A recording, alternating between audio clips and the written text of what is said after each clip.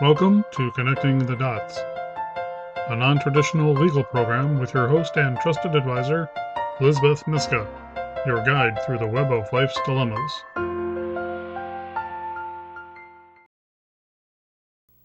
Hello, Worcester.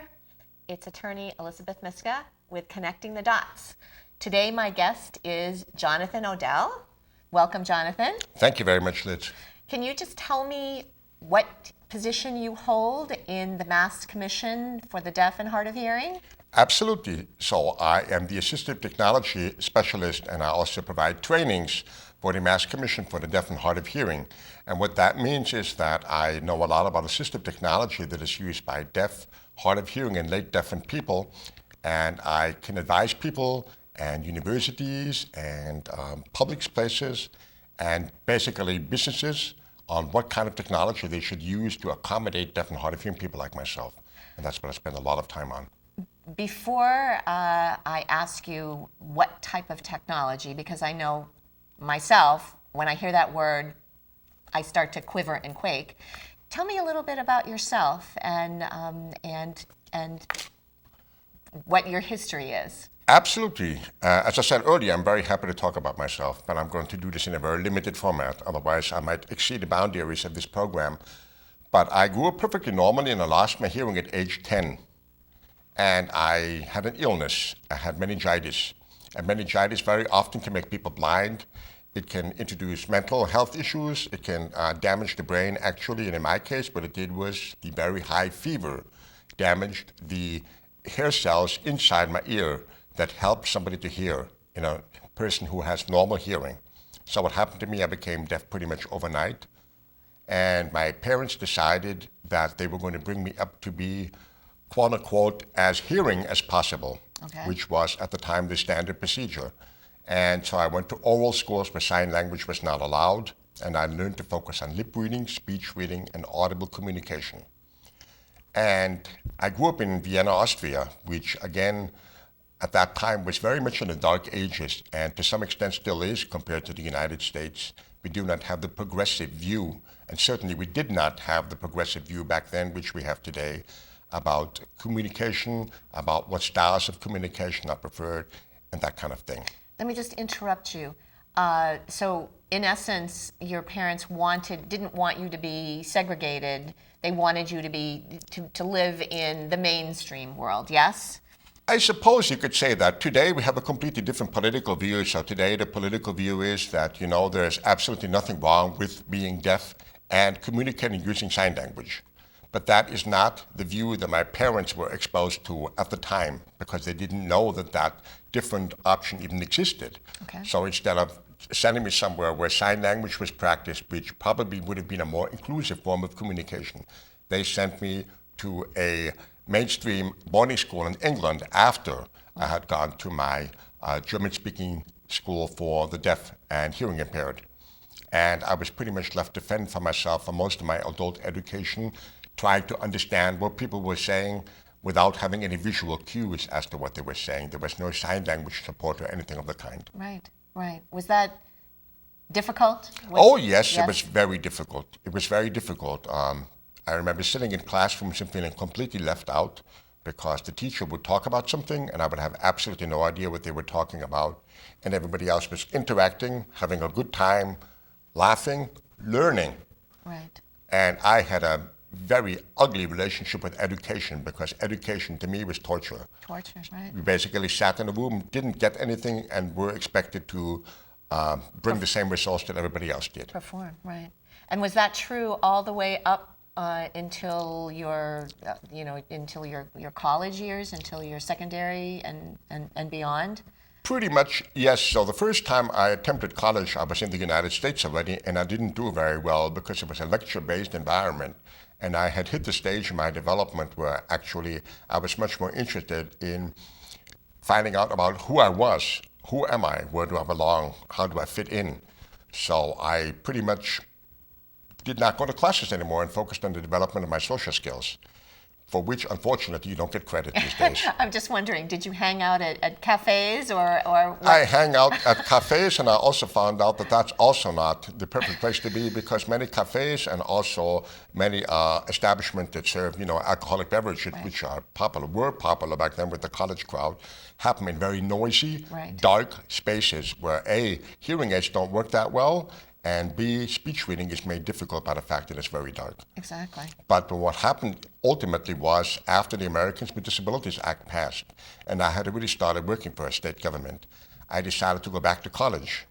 And I decided I was going to attend the Department of Continuing Education at Harvard. And Harvard was a wonderful place to go to school, because they actually provided me with the accommodations I needed, which in my case was what's called a communication access real-time translation provider. Now, was that one of those assistive technology devices? Yes and no. It's not really a device unless, of course, you call a human being a device. It is somebody who resembles a court reporter. And they are sitting there using a stenotype machine, and they hear everything that's being said in the environment and type it on the stenotype machine at a much faster rate than you would normally be able to type. So we're talking about 249, 250 words a minute with a 98% accuracy rate. And that phonetic output from the machine is brought to a laptop computer that is loaded with special software that takes the phonetic output and turns it back into English. So I'm basically sitting there having everything captioned that the instructor is saying. And guess what happened? I fell in love with education. I was going to say, and then you I loved it. Right. Up until that point, I had always taken things that were safe for me to take. Like, for example, I would take German. Hello, I'm fluent in German. Because I knew I wasn't going to fail at that. Right. But new things for me up until that point had not been easy. So I am a living example of the fact that providing reasonable accommodations and using assistive technology can really make a difference in their life. So about 3 years after I started, I graduated. So I have a bachelor's degree now from Harvard University, the Department of Continuing Education, and I absolutely loved it. It was phenomenal. I mean, I've never been so excited about education as I was during that period of my life. So did that open up your world to other interests that you didn't know that existed before, because you had been excluded? You had been excluded. Absolutely, it did, yes. And did that lead to your career, or did that lead to other interests? It led to many things, not other interests per se, and it did help me in my career in terms of that it broadened my understanding of the world in general, which I think is a very helpful thing. I think sometimes today, with the internet being what it is, we only get that information which we actively seek out. And getting a liberal arts degree kind of broadens that a little bit. You're exposed to things that you don't necessarily know anything about. And then when you learn them, you're able to kind of like fit the pieces of the puzzle together. You have a better understanding of the world around you, what makes things happen, how do they happen, this kind of thing. So yes, it did broaden my interests. And in terms of the career, well, it made me even more passionate than I already was, which is saying something about the importance of providing reasonable accommodations in academic settings. That is a really big, important thing to me personally, because I've experienced it. I see other people who still struggle in academic settings who don't even know that this technology exists. I see schools which now are doing much better than they used to, especially since the passage of the ADA, but I still see many people who have absolutely no idea that this technology is available to them, but they have to know to ask for it. Right. And if they don't ask for it, and which, of course, they're not going to ask for something they don't know exists, and then it's not necessarily going to be offered voluntarily either, because sometimes the schools don't know it exists either. So there's still a lot of work to be done in that area. Well, one of the questions that you very kindly posed to me, I think in general, society lumps people who are differently abled with disabilities in one category. So when people hear it's a deaf person, then they think, well, they can't hear. But could you just help, in other words, are all deaf people alike? And I think your answer is going to be no. And could you expand upon that a little bit? Absolutely. So my answer is going to be no. You were correct. So there are basically what we call categories of self-identification, which are not medical categories. They are categories that deaf and hard of hearing people use to describe themselves. Okay. So first we have culturally deaf individuals. And it is difficult for me to actually be able to describe this, but a culturally deaf person is generally somebody who has been born deaf, audiologically deaf, into a deaf family. So mom is deaf, dad is deaf, and they communicate in American Sign Language in the privacy of the home. Then a child is born into that family. Now, the interesting thing about cultural deafness is you can have a hearing child that is born into a culturally deaf family. And the hearing child will grow up to be culturally deaf because they're raised in a culturally deaf environment that depends on American Sign Language. So sometimes deaf parents will have a hearing child, which is actually quite common. Only about 1 out of every 10 deaf couples who have a child are going to have a deaf child. 9 out of 10 deaf children are born to hearing parents. So again, you might be in a situation where the hearing child of deaf parents has to go for some speech therapy because they're learning visual sign language at home, but not spoken language. Okay.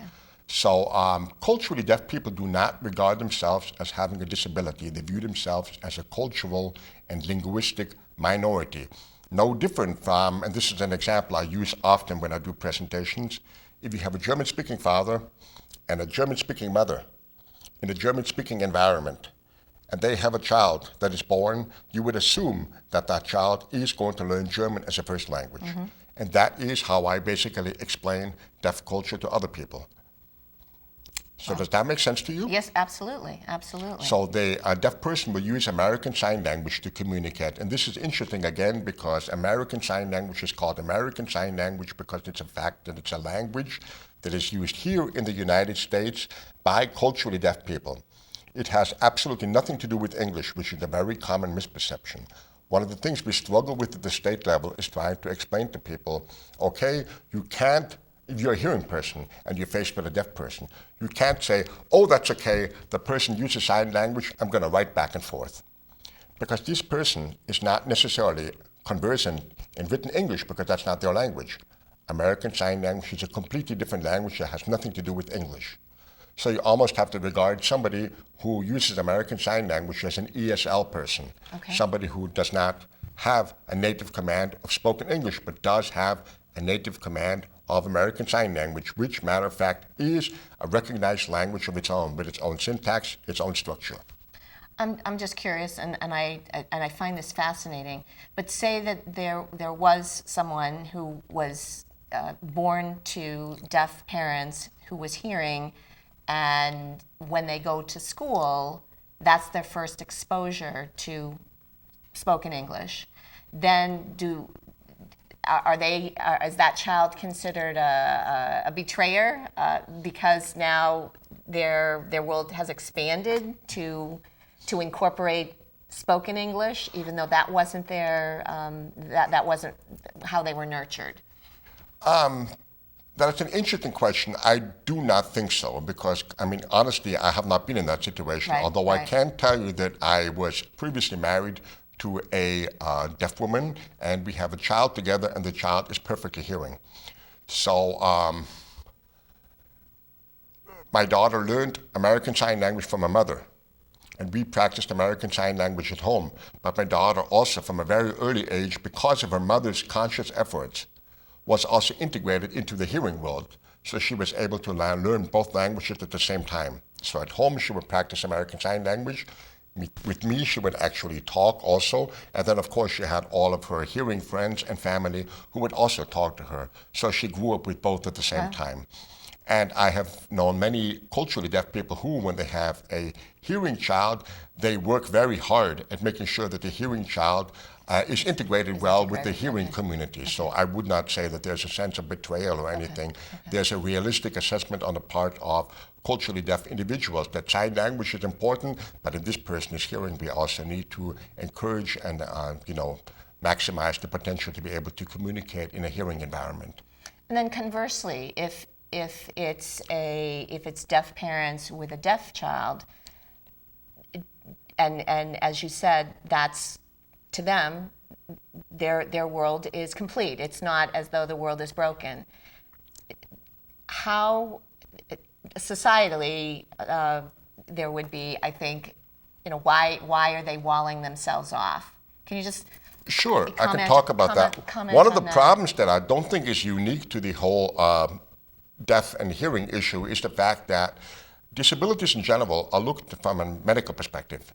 we are always regarded as being somehow deficient. Right. We are held up to a norm, and when we don't meet the norm, we are judged to be deficient and in need of fixing. And flawed. Right? Yes. Well, yes, exactly. And this is not just deaf. This is people with visual impairments, people with mobility impairments, developmental disabilities, you name it. Right.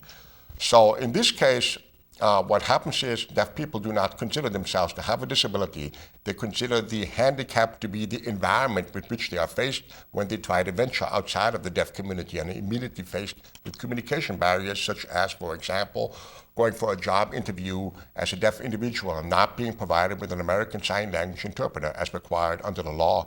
That is the kind of thing that will stop somebody from actually being integrated and having the same opportunities as everybody else. So I would not say, I think the awareness actually, to rephrase myself, the awareness of deaf culture has gotten to the point where people are starting, I think, to understand, oh, okay, so this is a different culture, so we need to accommodate it by providing an American Sign Language interpreter who are professional sign language interpreters who train for years and years and years and who have all the proper certifications from national entities and state entities to provide translation services to deaf individuals. So if a deaf person were sitting across from you here, you would have an American Sign Language interpreter sitting next to you who would be translating the conversation from American Sign Language into English and back. So in that sense, it's not really a walling off. The walling off occurs when you do not provide the deaf individual with the accommodation necessarily. And in that case, the walling off is not on the part of the deaf person, but of the hearing world that is not providing them with the reasonable accommodations. If, say it's an employment situation, is that a deterrent to an employer having to hire a deaf person who needs to come with a sign language interpreter? Have you found that that's a barrier? I'm just curious. Thank you for asking. The legal answer is it should not be. Right. The real world answer is, of course. Of course. Of course. It is something that I think is also a little bit overemphasized. I do understand that there are many situations, and in fact, I try to help employers with this. There are many situations when it is absolutely necessary that you provide a sign language interpreter. But let's be real. Culturally deaf people have grown up in a hearing world, because there's a hearing world all around us. We know how to make things work for us. We are visually more aware of what's going on around us. We don't necessarily depend on audible cues as much as somebody else does. So the perception of the helpless deaf person who can't function without an American Sign Language interpreter next to them is absolutely not true. So for example, interviews, for promotions, for job assessments, for that kind of thing, I would strongly recommend American Sign Language interpreters, just to make sure everybody understands everybody else.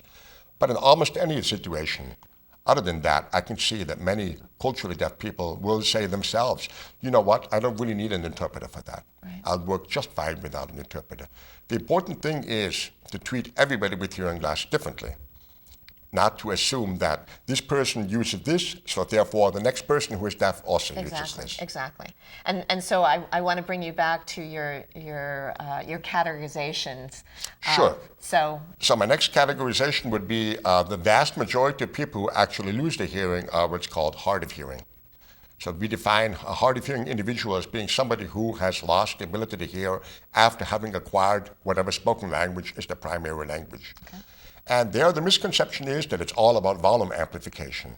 So people put on the hearing aid and they're fixed, and that is not true at all. Right. What actually happens in a vast majority of hearing losses is that the mechanism inside the ear that helps your brain to understand what you are hearing, so you can actually, have a conversation and understand and respond to what the other person is saying, the mechanism is damaged. So no matter how loud you speak, there's still going to be a large degree of uncertainty, which is called the speech discrimination factor. So we don't really look at how much hearing is somebody lost. We look at what percentage of what they hear can they understand. Hearing aids are helpful, but they do not fix somebody. Right. Cochlear implants work differently from hearing aids, and they also do not, quote unquote, fix hearing losses. Nothing ever restores your hearing to normal levels.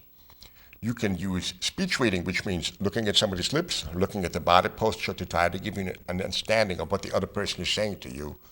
And you can obviously use hearing aids and cochlear implants for audible amplification and for clarity. But in some situations, all of these things will not help, and you will still need something else, for example, assistive listening systems or a card provider or something like that. If I can just interrupt. Oh, sure. So a cochlear implant, what is that? Okay, I can explain this. People are familiar with hearing aids, but cochlear implants, I think that's something different that people wouldn't necessarily know the answer to.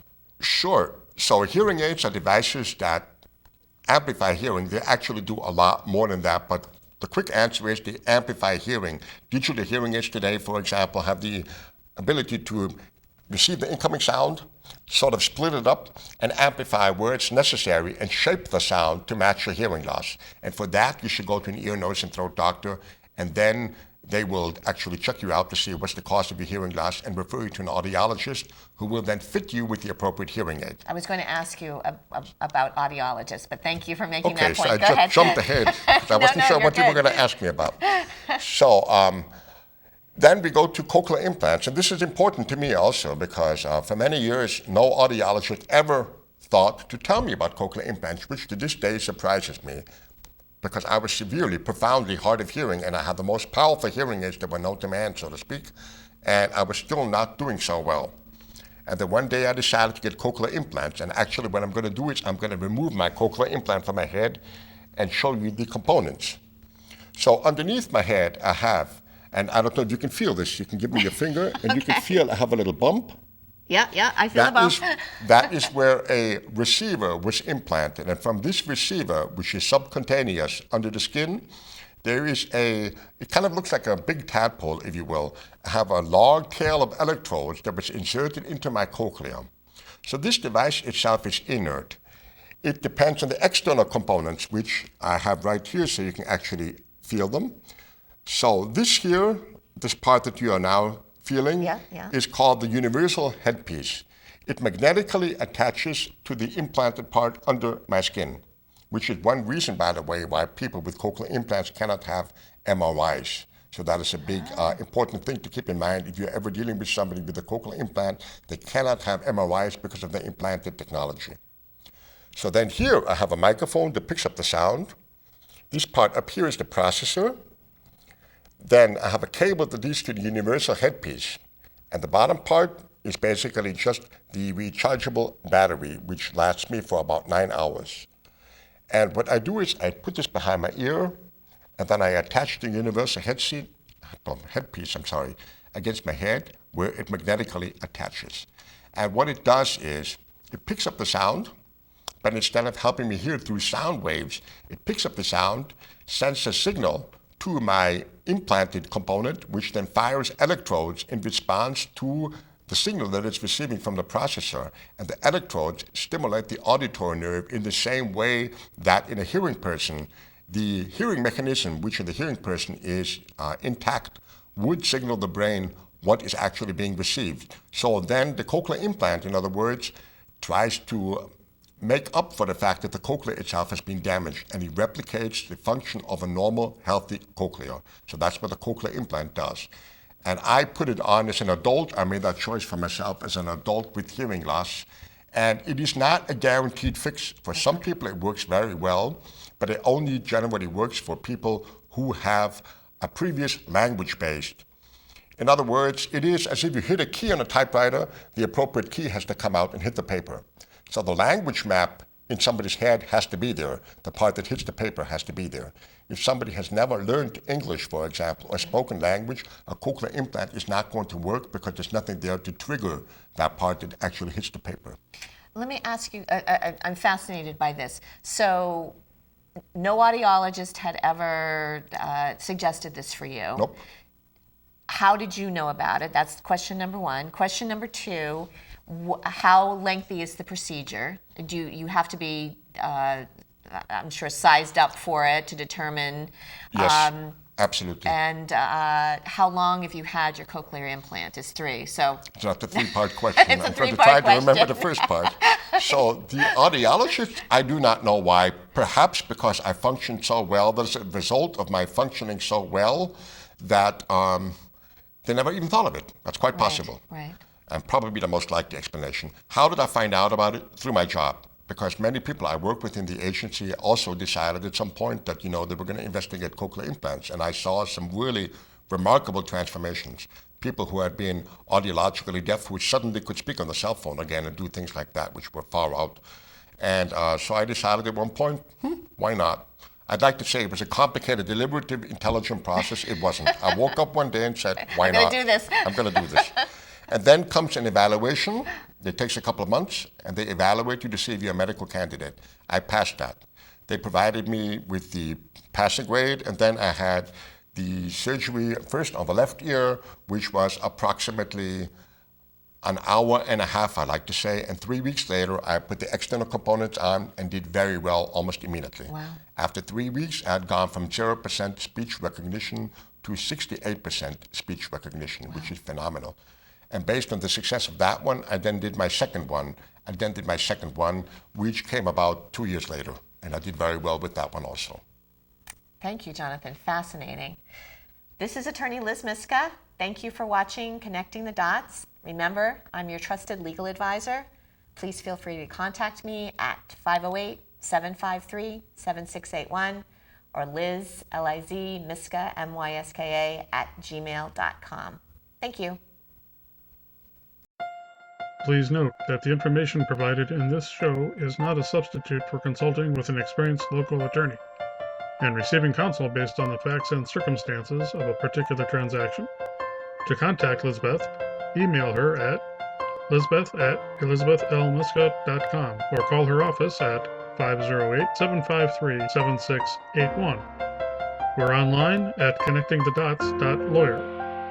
Executive producers, Lizbeth Myska and Jack Peacock. Producers, John Medberry and Bill Hamilton. A production of Elizabeth L. Myska, J.D., LLM, in association with Compliments.